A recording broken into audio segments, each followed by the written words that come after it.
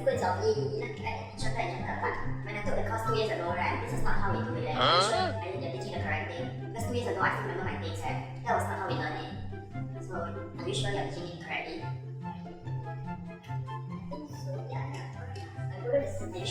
How do you manage a heckler? A person who keeps interrupting or worse still, challenging you in class. It's never pleasant to be in a situation where your credibility as a trainer is being questioned by a learner. The problem with this is that it is going to affect you, and that means it will affect the rest of the class. So, how do we deal with such situations? We'll be right back with the answer. You don't want to miss this.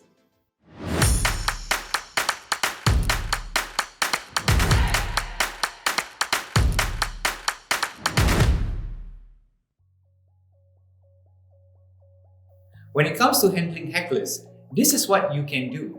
1. Do not jump to the defensive. Wait a bit to see where this is going. 2. Listen to what he or she is saying. Don't just hear the words, but try to read the real message. 3. Express what the person said in your own words and acknowledge him or her for the point made. 4. Focus on what's common. Highlight to the class the points that you agree with. There are points that may sound conflicting, but can be cleverly translated in a way that supports you. 5. At the same time, try to understand where the person is coming from. Sometimes, a past bad experience may have caused the person to be skeptical. You could ask the person if this was the case, and if he or she is willing to share the experience with the class. 6. You may feel the need to address or correct some of the points the person made. Give your explanation with evidences, but not to the extent that you are trying to prove them wrong. At the end, if your views still conflict, you may just have to agree to disagree. But make sure the class is clear on which point aligns with the lesson. 7. You also do not want to get into a debate with the person. At some point, just thank him or her and move on with the lesson. 8. If the heckler strikes again and again, you may wish to speak to him or her privately to express your concern in delaying the rest of the class. You might want to invite him or her to take it offline with you during the breaks or after class. 9.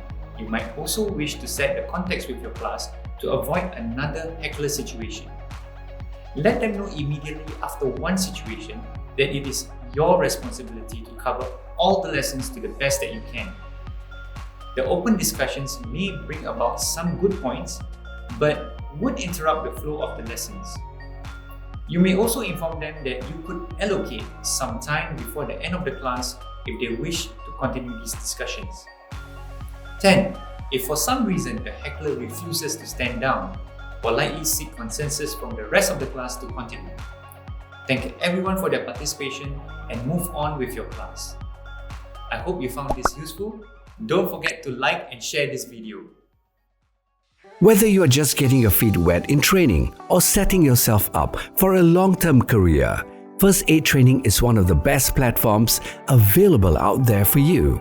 First Aid Training has one of the most diverse coverage of topics, allowing you to gain exposure in teaching both theoretical and practical components. With the new SRFAC First Aid Instructor course, you can get national level certification in as little as 7 to 10 days. And you don't have to wait long before you get the opportunity for real-time exposure, because the program includes 4 days of supervised teaching in front of live audience. Now with up to 70% funding from SSG, up to $250 UTAP funding, and eligibility for Skills Future credit, you get all the financial coverage you need to sign up. Come join us for the next run.